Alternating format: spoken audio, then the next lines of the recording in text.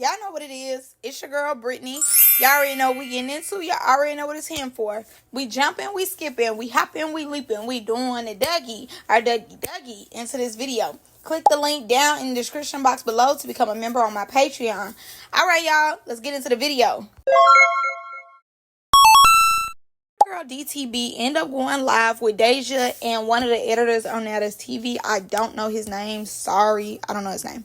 So they end up going live with Diamond yesterday, just to talk about Deja Vu and her thoughts on the episodes, what took place. And baby, when I say the character was on, Parasites was showing up and the tea was spilled. Baby, so let's start off with the get off. We are going to start off with Diamond and Michelle. She ends up asking Diamond, how does she feel about Michelle and Naj basically ganging up on her? As y'all remember episode 1, soon as Diamond came in, Naj and Michelle had to get some things off their chest. Now, Diamond said that she didn't feel threatened at all. She didn't feel that energy, but once she watched it back, it was giving line it up. She was like, oh, cause talking to who? Talking to who y'all talking to like that? Which is true. She said in the scene as they were doing it, it didn't come across like that. Like, she started thinking like, why is Michelle yelling on her face? She doing a lot. Like, do we need to line it up as she watching it? But sitting there, she didn't feel threatened at all. She didn't feel that it was any type of smoke or nothing. And I was like, kind of looking at Diamond too, like, you're not gonna line it up. You're not gonna say, hey girl, get up. Because as we know, Diamond be on there. She be ready. She don't care. She'll get in the field with anybody. So I'm glad that Deja did answer that question, because I kind of was looking crazy too. Like, Diamond, you not gonna line it up? You not gonna let it be known what need to be known? What's going on? Deja continues and she ends up asking Diamond, does she feel as though Michelle was scary? Like, was it giving scary at the table? And Diamond said no. Like, Michelle didn't seem like, she was scared of her. It gave like she needed that and she was on that. And as we know, Diamond was explaining to Michelle like, hey, I don't have a problem with you. You have the problem. You have the issue. We can line it up. But just know I'm still going to do what I'm doing. I'm a cloud chaser. I chase cloud.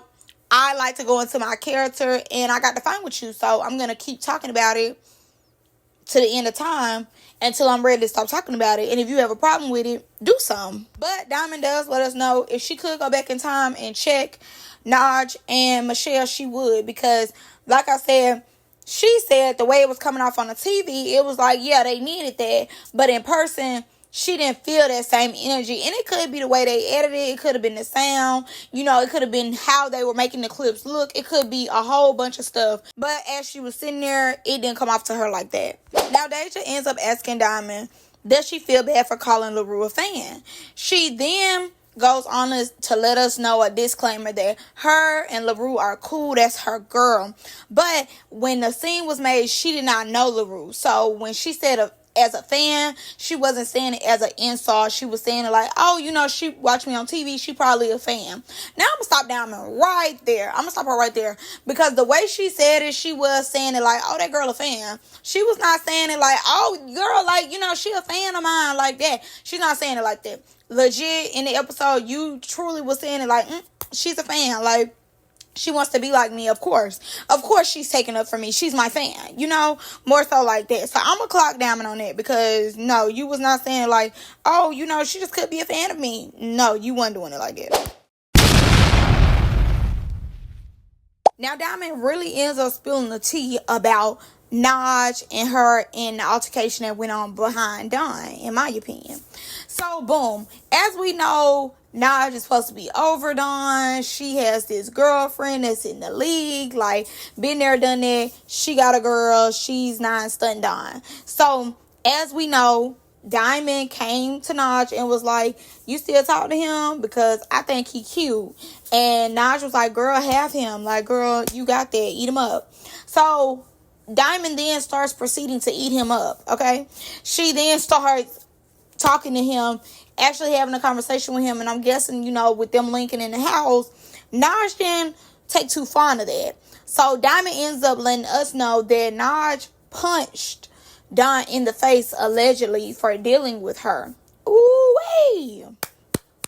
You better clock that T. Clock it. So, she punches him in the face. And Diamond was like, she understands because, maybe seeing him with her made Naj jealous, or, you know, brought up old feelings that she probably thought that she had throughout, you know, and got over and healed. But seeing him with somebody else obviously did not help, so she ends up punching him.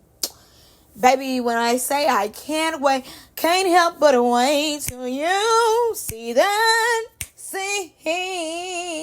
I'm ready to see that scene, baby, okay? Actually, after her and Mel, let's go and get that scene to come on and clock. Because, you know, right now, Naj is with nobody.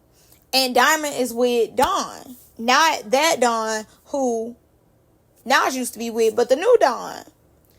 I don't know. I'm trying to figure out what made Diamond leave the new Dawn, because the new Dawn is finer than the old Dawn. No shade. But that was that tea. Let's move forward. Now, Deja ends up asking Diamond what's her thoughts on Nola. And basically, she's saying what the rest of us are saying, that Nola basically was just trying to fit in and trying to find her place. But it was the wrong place. Doing too much. Saying that, you know, oh, I got her back. If she tired, I'm going to jump in. But, you know, if you really gonna jump in, you ain't got to speak about it. You just gonna do it.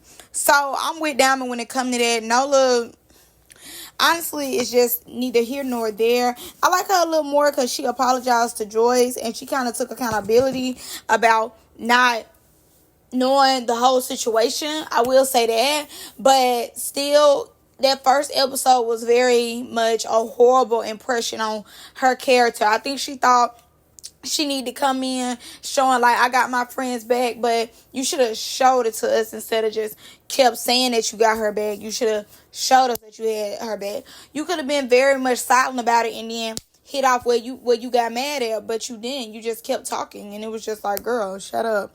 You know, I think it was just the monologue. She just kept saying how she was gonna get off, and we never seen her get off, but we did see her continue to talk about getting off. Yeah, she was a follow the leader. Also, they end up asking Diamond who should have stayed home. Now, I honestly, to God, think this is hilarious because they asked Nola the same thing last week. And Nola and Diamond said Ferragamo should have stayed at home. That junk is so funny because I told y'all Ferragamo is boring, but I'm going to get back to her. So they said, well, Diamond said Ferragamo, Michelle, and Dime Rex. Now, of course, we don't know who Dime Rex is just yet, so really, she could stay at home already. But with Michelle and Gamo, first, let's get to Michelle. With Michelle, I do, because she was like, oh, I want to show y'all something new. I want to show y'all a different side of me. And y'all know how I am. I'm like, we fell in love with the side that you showed us. Like, whatever you showed to get popular on the show, for them to call you back, obviously that's what we want to see. Like, y'all be reading the comments, I guess, a little too much, because then y'all be want to change y'all whole personality and be real conscious of what y'all do. When we liked it when y'all jumped off for no reason, or when you got in the field with Cookie. Poor Cookie, but great entertainment for me. No shade. So I believe as though when they come in trying to change who they are, they mess themselves up. So I'm sure she was born because she was very conscious of like her actions. And I will say this, Michelle has no taste, because when she decided to let that man stay to him, so I'm going to let you stay. And he looked like somebody, granddaddy and pawpaw.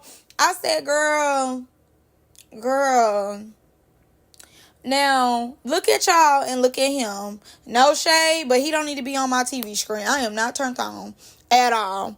And with Ferragamo, like, everybody know, Ferragamo is like a good time girl. She really don't like no drama. She like to have fun and turn up. And Ferragamo is pretty. But with just wanting to turn up, have fun, take shots, that does get repetitive. And that does make you boring, because they're not going to give you a lot of camera time, because you don't have any drama. You don't have a storyline going on. So, yeah, boring. No shade. And Ferragamo mad, which I'm going to do another video on, but Ferragamo mad because everybody keeps saying that she shouldn't have came to the show. They could have left her off. Ferragamo, I explained last time on Young and Reckless, she didn't even give much of nothing on Young and Reckless.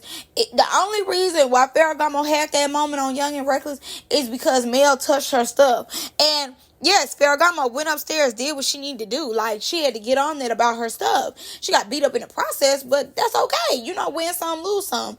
That's fine. But you are boring because you don't give us anything to enjoy. Like, she be giving looks, but okay, besides looks, you don't have the hands and you're not funny. I ain't cracked up on a Ferragamo confessional to this day. So yeah, it is giving boring. It is giving off boring on the TV. You'll be Cario, Trey, and Phil next time, sitting on that couch looking like who did it and why they ain't returning my calls. But yeah, that's all I got for you guys in this one. Y'all let me know what y'all think. Bye.